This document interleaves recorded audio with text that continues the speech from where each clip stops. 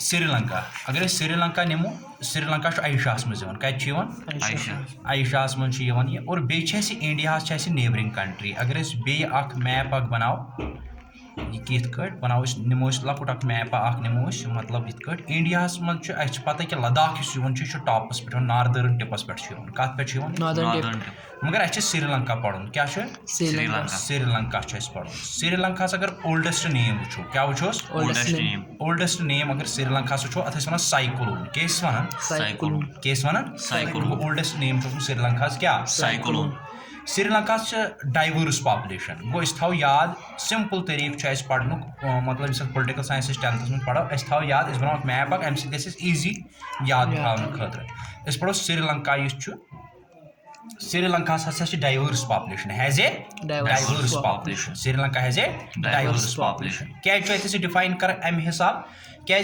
श्रीलंका मज the major social groups अगर वो अत सिन्हाली स्पीकर्स कम सिन्हाली स्पीकर्स यानी कि हमें याद रखना है कि यहाँ पर सिन्हाली स्पीकर्स की तादाद अगर हम लेंगे वो 74% है। कितनी परसेंट है? 74%। और जो तमिल स्पीकर्स है यानी कि यहाँ पर तमिल स्पीकर्स जो बोलने वाले हैं, जो तमिल बोलने वाले हैं वो 18% है। क्या है? 18%। और इसीलिए यहाँ पर थोड़ा सा नहीं बल्कि बहुत ज़्यादा इनके दरमियान क्या हो रहा था? कन्फ्लिक्ट हो रहा था। क्या हो रहा था? कन्फ्लिक्ट। बिकॉज 2 सब ग्रुप्स थे और 2 सब ग्रुप्स हम इनको रख सकते हैं। 2 सब ग्रुप्स है यहाँ पर। 1 कौन सा ग्रुप है? 1 हमने कहा कि यहाँ पर एक ग्रुप है, वो ग्रुप जो है वो सिन्हाली स्पीकर्स को आपको याद रखना है। वहाँ पर ऑब्जेक्टिव आ सकता है, इंपॉर्टेंट ऑब्जेक्टिव है फॉर क्लास 10th। यहाँ पर आपको याद रखना है कि कितनी परसेंट पॉपुलेशन है बोलने वाले 74। और अगर हम कहेंगे कि तमिल स्पीकर्स की पॉपुलेशन कितनी है तो वो 18%। कितनी परसेंट है? 18%। तो अगर हम इसको देखेंगे तो यहाँ पर हम कहेंगे ये श्रीलंकन तमिल्स है। क्या है? श्रीलंकन तमिल्स आर कॉल्ड, यानी कि तमिल नेटिव्स, जो Tamil native of the country है। यहाँ पर एक और चीज याद रखने वाली बात है, Tamil native of the country जो है वो श्रीलंकन तमिल्स है। क्या है? श्रीलंकन तमिल्स। और वो कितने परसेंट है? 13% है। कितने परसेंट है? 13%। यानी कि यहाँ पर आपको याद रखना है कितने परसेंट है? 13%।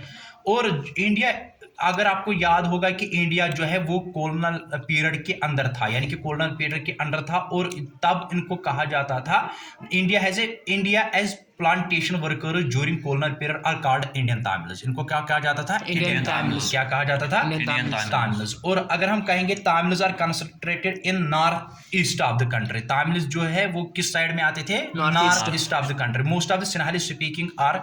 यहाँ पर हमें एक और चीज याद रखने वाली बात है जो कि इंपॉर्टेंट ऑब्जेक्टिव आएगा एग्जाम में, यानी कि सिन्हाली स्पीकिंग पीपल आर बुद्धिस्ट्स। ये सिन्हाली जो है पीपल, जो सिन्हाली अभी हमने देखा 74%, और ये किस रिलीजन को बिलोंग करते हैं और किसको फॉलो करते हैं? बुद्धिस्ट रिलीजन को ये फॉलो करते हैं।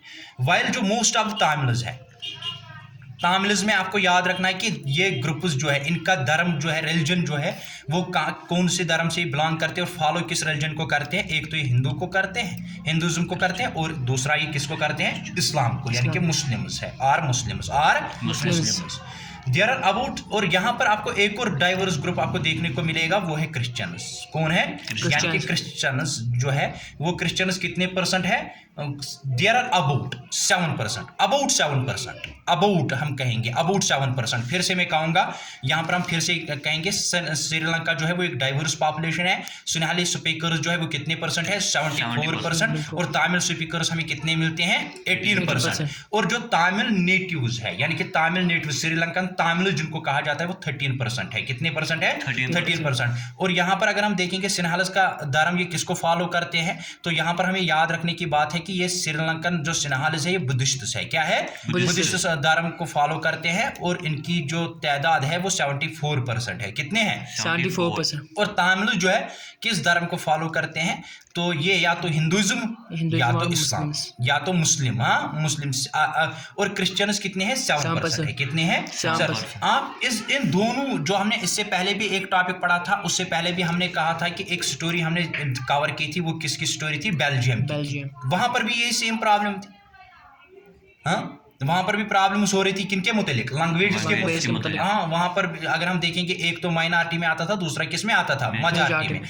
असल में आपका पॉलिटिकल साइंस बताने की कोशिश करता है, ये जो पहला चैप्टर है कि यहाँ पर जरूरी होता है यहाँ पर शेयरिंग ऑफ पावर करना। क्या करना, शेयरिंग। अगर शेयरिंग ऑफ पावर इनने पहले ही किया होता, शेयर ऑफ पावर इनने पहले ही किया होता, ये इंस्टीट्यूशंस में इनने शेयर पावर किया होता, तो ऐसी प्रॉब्लम्स इनको फेस नहीं करनी पड़ती।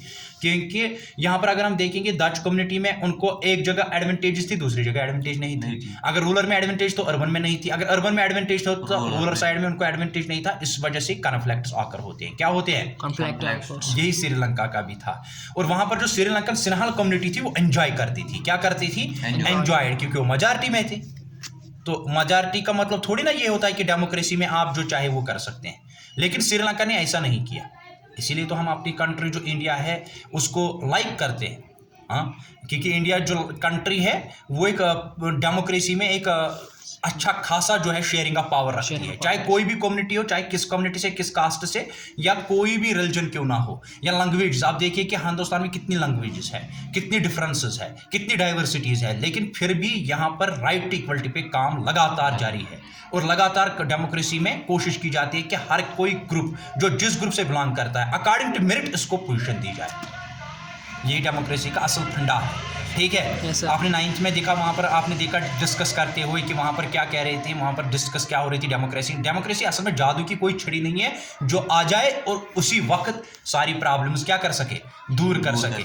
और डेमोक्रेसी ये नहीं है कि सारी पुअर जो है या गरीबी जो है ये एक ही वक्त ये सारा कुछ खत्म हो जाए। हाँ, इसमें टाइम लगता है, इसमें टाइम लगता है, लेकिन फिर भी इंडिया की डेमोक्रेसी कॉन्स्टिट्यूशन जो है उसने भरपूर ख्याल रखा है कि हर किसी कम्युनिटी, चाहे वो छोटी सी छोटी कम्युनिटी क्यों ना हो या बड़ी से बड़ी कम्युनिटी को राइट इक्वलिटी यहाँ पर कायम किया जाए।